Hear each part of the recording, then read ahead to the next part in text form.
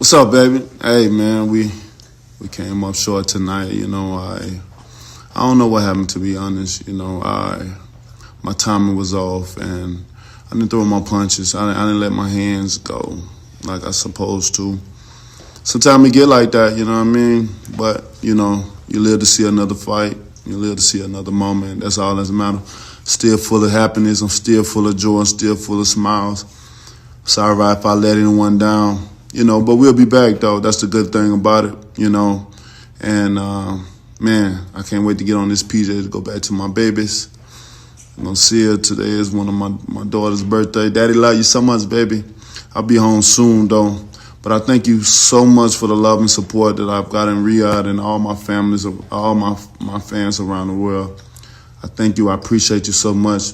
This is not the end. We'll be back. Love, peace, God bless.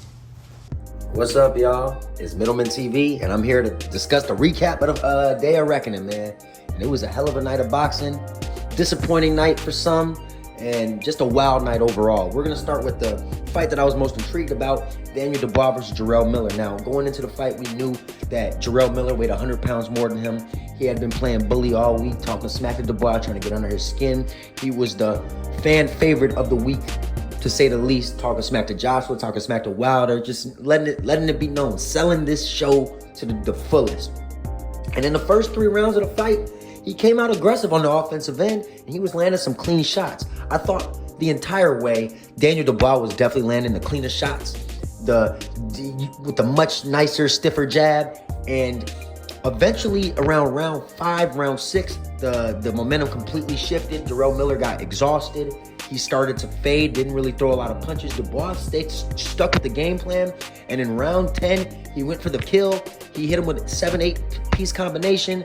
Jarrell Miller had no defense. He started playing possum with him, sticking his tongue out, and he got stopped fucking around with 12 seconds left to go in the 10th round. He could have went the distance. He wasn't going to win the decision either way. That was an absolute master. Well, we're not going to call it a master class because Dubois doesn't put on master classes. But that was the best performance of Daniel Dubois' career. Let's give credit where credit is due. I thought he might get knocked out by Jarrell Miller. He showed himself. He ended up stopping Jarrell Miller. Best win of Daniel Dubois' career by far. Proud of him. We'll see where Daniel Dubois goes from there. Very impressed with his win.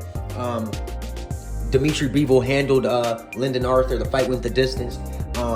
Was excited to see Dimitri Bivol back in action. It had been a while.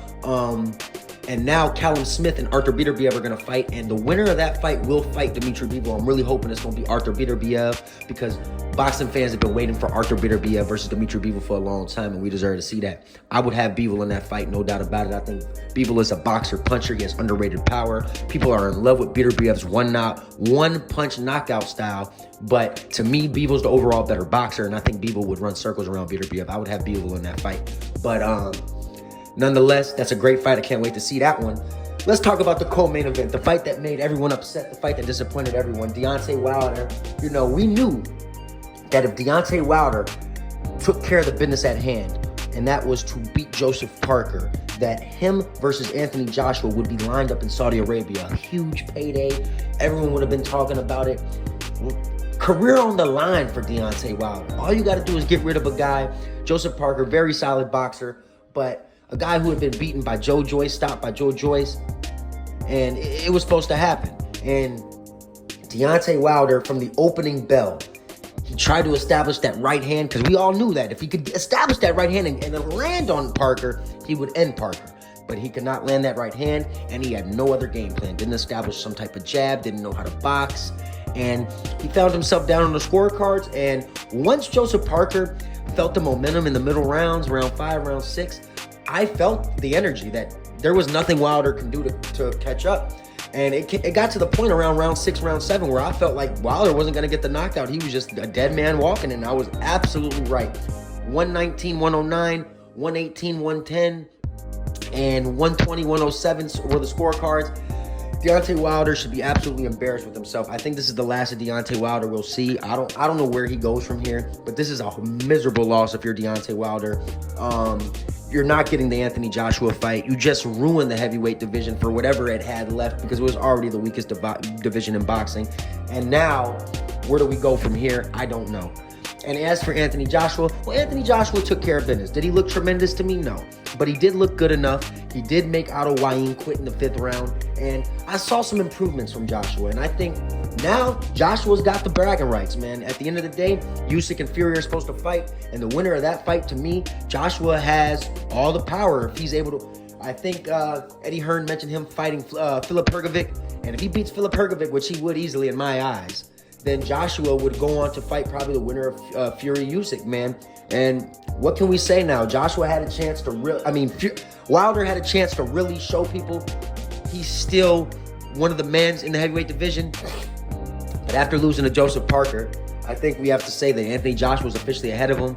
And just a disappointing night overall, day of reckoning, because we all wanted Joshua versus Wilder, and now it just doesn't look realistic.